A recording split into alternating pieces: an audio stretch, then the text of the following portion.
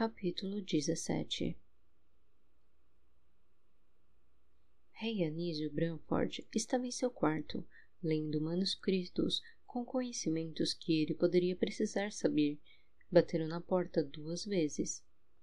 E ele interrompeu sua leitura para autorizar a entrada do visitante. Com licença, majestade. Anísio se surpreendeu com a entrada de Sabino von Fígaro, seu conselheiro branco. Professor Sabino? Peço desculpas pela falta do protocolo, Rei Branford. Pela surpresa, vejo que deveria ter pedido para me anunciarem antes. Rei Anísio mudou a expressão. Não te preocupes, conselheiro. É que achei que se tratava de Princesa Branca. Compreendo. Admito que, para uma pessoa que espera ver alguém como a Princesa dos Corações de Neve, ver outra tão menos afeiçoada deve ser realmente um choque. Anísio sorriu. Mas o que te traz aqui, conselheiro? Majestade, espero que tenhas consciência do quanto a amizade entre mim e teu pai foi importante na vida de ambos. Anísio travou. Sempre travava quando o assunto era o pai. Eu tenho sim, professor. Tenho consciência não apenas da boa amizade entre vós, como também da contribuição que ambos exerceram na caçada. Perfeitamente. É por isso que gostaria de aproveitar este momento de calmaria para vir aqui pessoalmente dizer a Vossa Majestade que és filho de um dos melhores amigos que tive em vida e que minha lealdade e minha vida para contigo são da mesma intensidade que para com teu pai.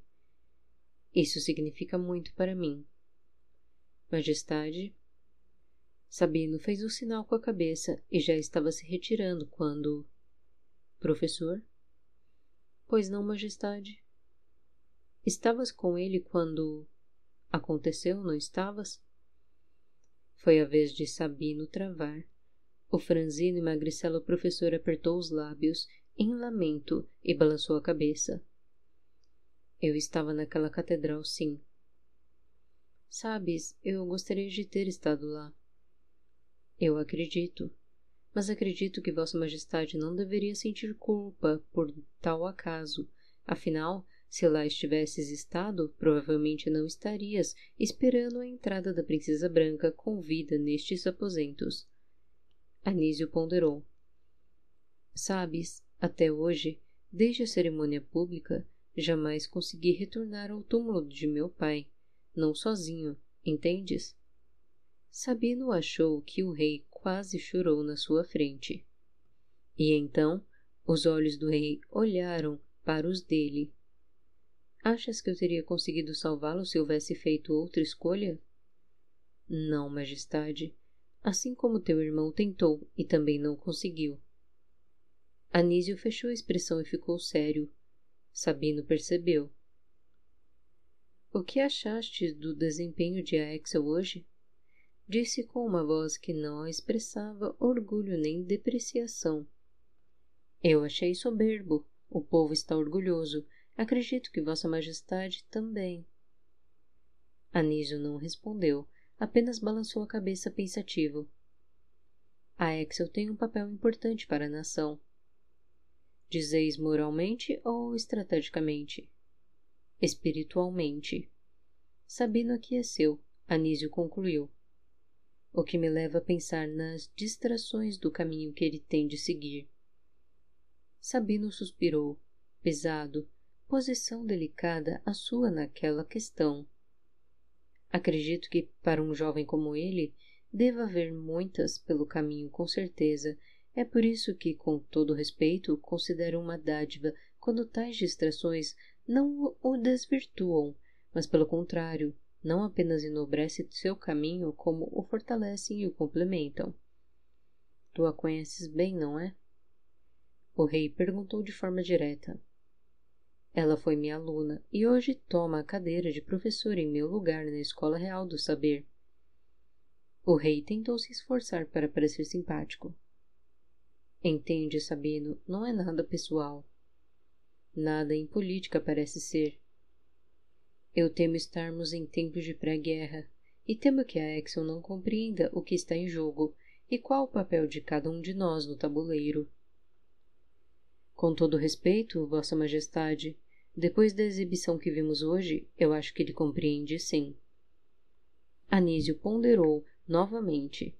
Sabino pensou em se retirar novamente quando... Professor? Pois não, Majestade. O que achaste de meu terceiro desejo em minha posse como rei? Sabino ficou completamente sem jeito. Não sei se deveria julgar um desejo de um rei. Não deves, apenas quando o teu rei permite. Sabino engoliu com dificuldade, pois mais que aquele à sua frente fosse um descendente de um Branford, ele não era primo. Fora treinado para ser, é verdade, mas não era. Faltava-lhe a experiência. Além disso, Anísio Branford tinha algo sombrio dentro de si, que assustava Sabino von Fígaro, um tipo de olhar sinistro que não seria visto nos salões reais, mas que provavelmente seria real na sala redonda, quando estivesse diante de seus conselheiros em tempos de guerra. Majestade, acredito que teu terceiro desejo foi como chutar uma colmeia de abelhas depois de lambuzar o corpo nu com mel. Se fosse tu no meu lugar, tu terias agido diferente? Pergunta difícil e capciosa. Com toda certeza, rei Branford, teria honrado a memória de teu pai e agido da mesma forma. Tu achas que Locksley conseguirá ficar quieto, ao menos por um tempo?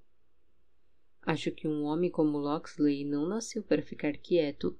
Ouviremos falar dele novamente, mais rápido do que gostaríamos. E se ele tentar, Sabino? O velho professor sabia o que o rei queria dizer e aonde queria chegar. Uma encruzilhada que reunia Locksley, Ferrabras e os Corações de Neve.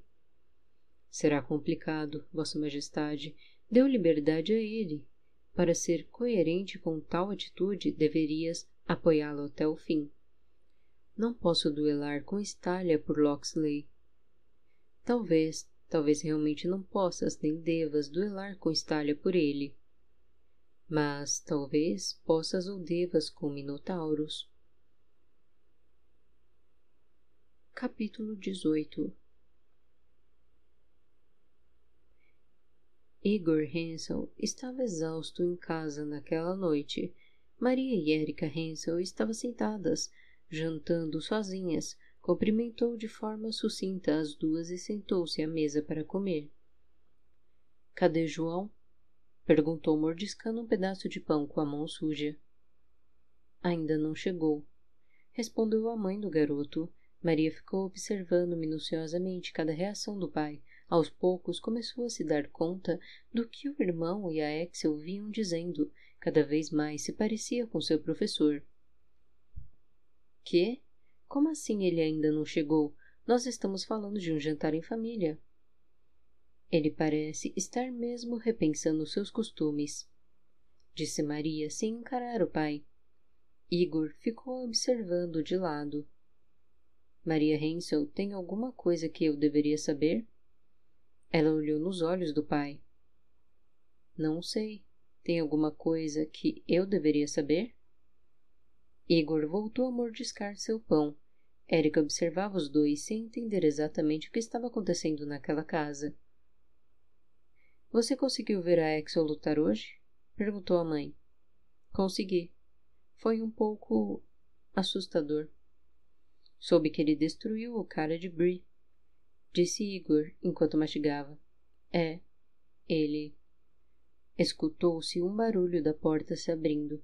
Todos se calaram e observaram João Hensel entrar no recinto. Boa noite. O menino passou em direção ao quarto sem olhar para o pai. João, você não quer se sentar para jantar conosco? Perguntou a mãe. Tô sem apetite. Ele disse, já virando na direção dos quartos.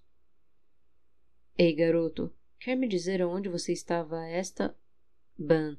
A porta se fechou bruscamente, deixando Igor Hensel estupefato. Mas quem esse garoto está pensando que é? Eu vou... Deixe o menino, Hensel, disse Erika. Ele está chateado, disse Maria. Chateado? Chateado com o quê? Bata nele com um cinto, talvez ajude vocês dois a terem um bom diálogo, disse Erika. Igor parou, um pouco chocado. Afinal, quem era o homem daquela casa? A impressão que estava tendo era que de toda a sua família, ou estava se voltando contra ele, coitadinho, ou ele estava perdendo as rédeas daquele lar. Nenhuma das duas situações o agradava. Ele levantou-se irritado e abriu a boca para gritar com todo mundo naquela casa, para colocar a ordem de vez no lugar. E então, ao observar sua mulher e filha, o observando desafiadoramente e ver o lugar onde seu filho deveria estar sentado, vazio, ele simplesmente calou-se, pegou um cigarro de palha e saiu do casebre para fumar. E então arremessou o cigarro violentamente no chão, abriu a porta da casa em um estrondo que assustou as duas mulheres e seguiu furioso na direção do quarto dos irmãos. Hansel, o que você... tentou dizer Erika. Cala a boca. O grito chocou tanto a mãe quanto a filha. A porta do quarto foi aberta tão violentamente quanto na primeira vez. Igor Hansel esperava ver o filho deitado, olhando para o teto e se considerando o adolescente com os piores problemas do mundo, como todo adolescente, mas para sua surpresa, ele viu João Hansel com uma mochila nas mãos, jogando suas roupas lá dentro. O que demônios você pensa que está fazendo? João ignorou a pergunta e continuou o que estava fazendo. Irritado, o pai se aproximou e apertou a manga esquerda da camisa do filho, obrigando-o a se olharem. Eu perguntei o que demônios você pensa que está fazendo, João Hansel? Eu poderia lhe perguntar a mesma coisa. Houve uma pausa considerável. Pai. Um tapa. O rosto do jovem Hansel virou quase 180 graus, violentamente. Você vai falar assim com os seus amigos vagabundos, não comigo, garoto. João apertou os dentes, trincou-os com força. Aquilo era raiva. Raiva. Eu vou perguntar pela terceira vez o que você pensa que está fazendo. Me afastando de você. Olhos nos olhos, Igor Hansel chegou a armar outro tapa. João Hansel nem piscou, olhando fundo nos olhos dele. Igor Hansel, ainda na posição armada, mordeu o lábio inferior, fechou o punho contraindo todo aquele sentimento e abaixou a mão, respirando pesado. Na entrada do quarto, mãe e filha observavam assustadas. Você acha que não precisa mais desta família? O pai perguntou, com uma voz rouca por causa da fúria contida. Não, eu acho que não preciso mais de você. Houve silêncio, de todas as partes, tanto da parte que sempre falava quanto da que sempre obedecia. Então pega suas coisas e sai, respondeu o pai. A mãe derramou 2 lágrimas que traduziram o desespero. Maria mais uma vez estava tão chocada com tudo o que estava acontecendo ultimamente com sua família que não teve reação. Sem dizer nada, João Hansel terminou de socar suas roupas na mochila velha e a colocou nas costas. Saiu sem parecer querer dizer nada. A voz do pai o interrompeu por pouco. Um dia você vai descobrir quantos sacrifícios são necessários para se manter uma família.